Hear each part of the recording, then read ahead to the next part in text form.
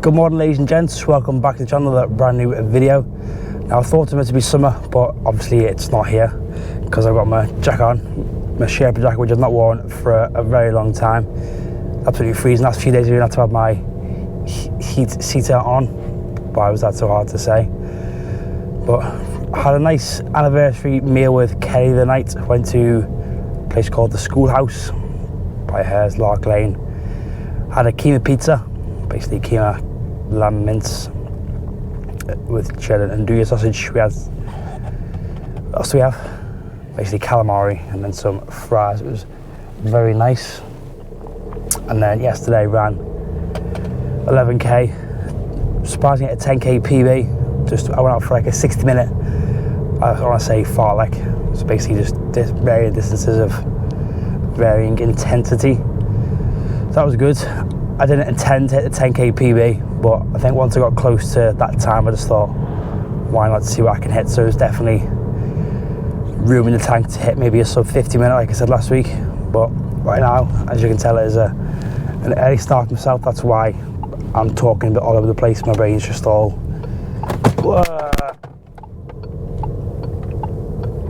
GoPro stopped recording. Yeah, so that wasn't the best idea, putting the camera where it was. I haven't gotten the car mount, I'm just using the GoPro's tripods. I had it behind the screen, and obviously it didn't like that corner and just flew across the car. Anyway, busy day today, full day in work with some training chucked in there. Body's feeling okay, so I've got a session in mind, but again, I'm going to see how I feel after breakfast once I've warmed up, and obviously once I'm in work with a coffee.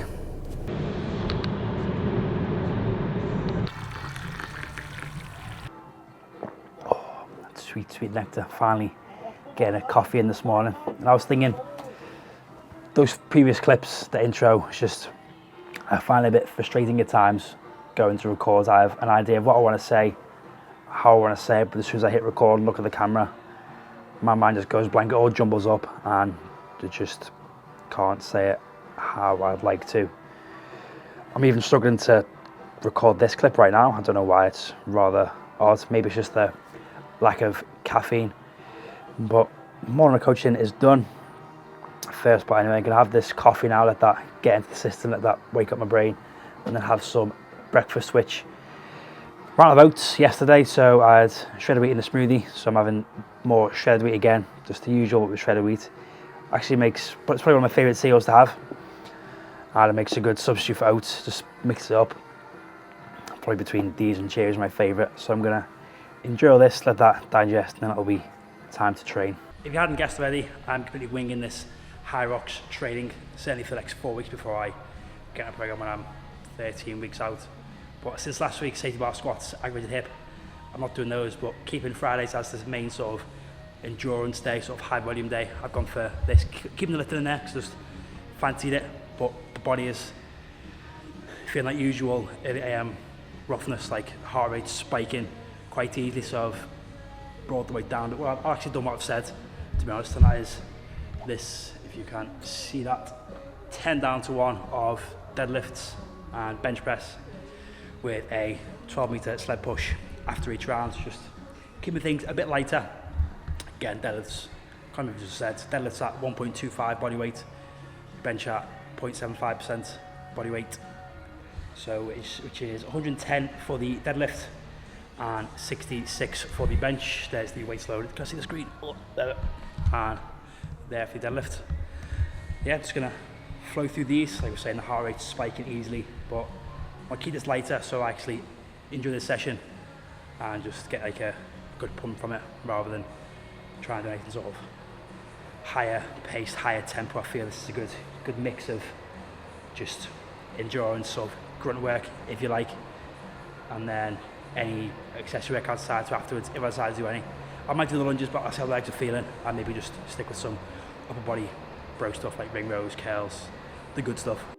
Not sure if it was because I've not been deadlifting heavy recently or because the sled was really hitting my quads, but these deadlifts felt very hamstringy, that they're probably going to be sore for a couple of days.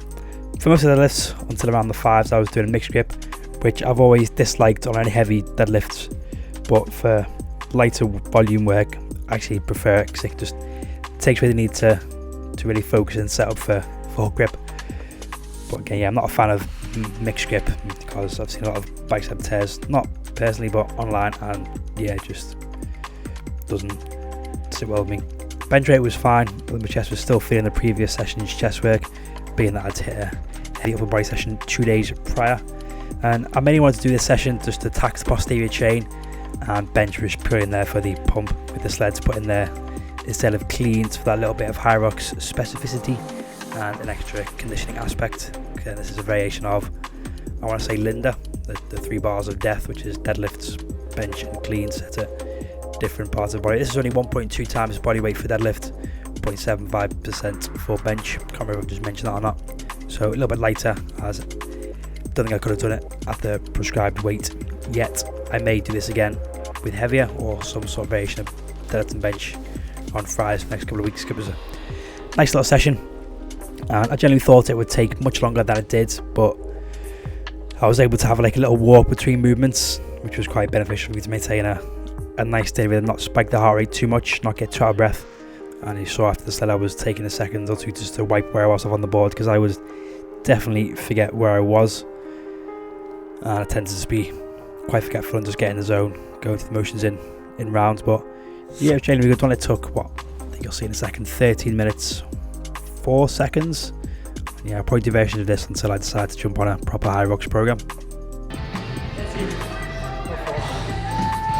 That definitely wasn't as bad or took as long as I thought it would, so I'm still feeling pretty decent. So keeping the theme of sort of endurance, volume work, with some walking lunges with a 30-second rest between. Obviously I haven't got a sandbag, so I'm just going to use 2 10kg dumbbells and do, I don't know, 20 to 30 reps, sort of up and down, and then have a short breather for, I don't know, I'm thinking 5, but we'll do 3 to 4 and then see how we go on, maybe do a bonus one. So let's see how the legs handle it. Kept the weight in these lunges nice and light, just use 2 tens, because obviously the sandbag's going to be 20 kilos in high rocks, and just to keep it simple for myself, just did 4 lengths, which is about 8 steps each way rather, so 32 in total, with a quick 60 seconds between before jumping straight in. I think over the next couple of weeks I will bring that rest down until literally I'm just placing them down for a second, spinning round and then going again, because I would love to do each length a high rocks unbroken. Like I said, the legs handle these very well. Definitely all the leg volumes paying off, and just need to start focusing more on that, training them under fatigue. But like I've said, a couple more weeks of kind of doing what I want, winging it, and then jump on a high rocks program. There's a few I'm trying to figure out which one to go with, either think of Rocks Life or my coach or anyone else. If you've got any suggestions, let me know in the comments below. This session is surprisingly probably one of the shortest sessions I've ever done. We are 13 minutes in, and this is the last part of the session and what I call the beach work. I'm also amazed that this blue tape is still there, because that's been there since I got these in lockdown. Well, I was lockdown 4 years ago, so it's holding strong. Maybe need to get some more of it. But for today's beach work, just doing some ring rows, one of my favourite back movements, so I just feel a lot more in my lats and mid-back, just consider the biceps, also consider as well. On some banded push downs, just for max reps, and then probably some sort of correlation, maybe some tucks or dips. I haven't decided yet, but we'll decide once I get to it. And with ring rows, I like to use the false grip, because it takes the forearms out, but still it's the back and biceps pretty hard. Start things easy, keep it to that bridge.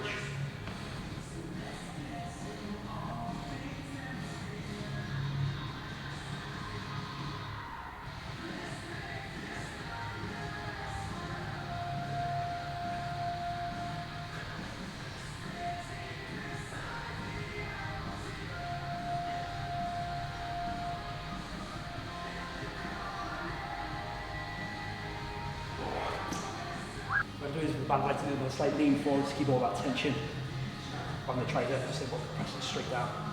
It's almost like a standing skull crusher.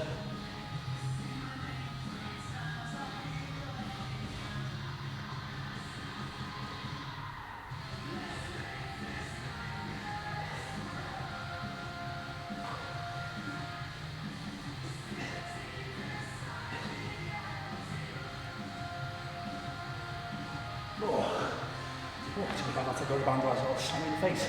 The core work is up, so take ups, hit those. That was a bit of fun, every ups. My abs just crap hard and I feel like I've lost a lot of sweat from the water, so I just crap even more easily. Oh.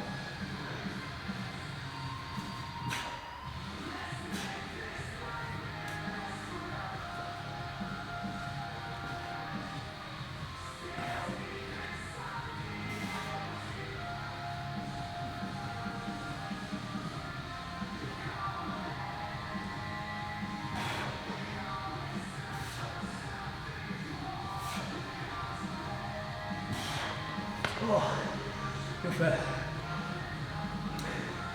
2 rounds of that, and that should be job done. Actually, I did one more thing into it, since my forearms and grips quite fatigued. I thought I'd just do a couple of rounds of farmers carries, try and train them at least twice a week. Just again today, under fatigue, I'll just get more practice in.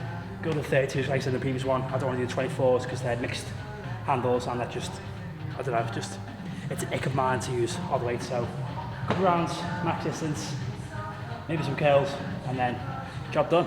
Shortest session I've done for a very long time.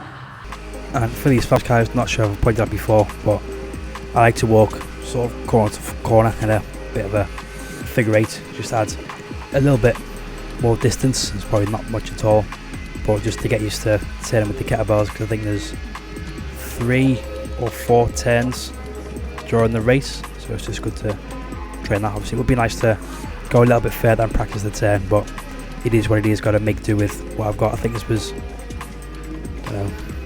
max lengths, so I think I got 10 if I recall correctly.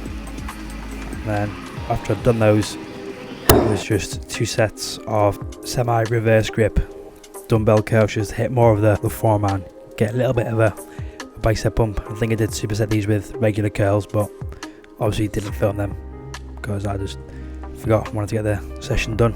But yeah, short and sweet. Hopefully I get my session times down in the future. What a session that was. I wish all sessions could be like that, literally in and out within the hour. Normally I'm spending a good hour and a half, 2 hours. But even in the past I've spent 3 hours training. Well, maybe that's something to work on. That's my own issue. But right now I'm just gonna make some lunch. I'm gonna have just an omelette sandwich just to tie me over until dinner. Something small. I'm not too hungry right now.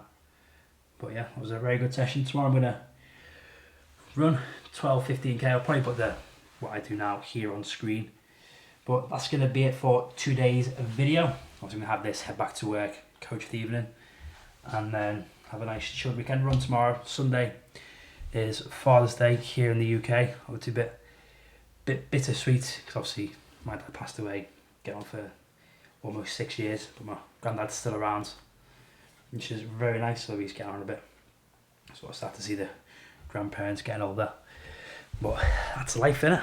So we're going for a roast. Maybe go down to somewhere in Waterloo. I'm not got it booked yet, but that would be nice. Take Mr. Odin with us. Yeah, that's going to be it. So I will catch you all in the next one. Peace.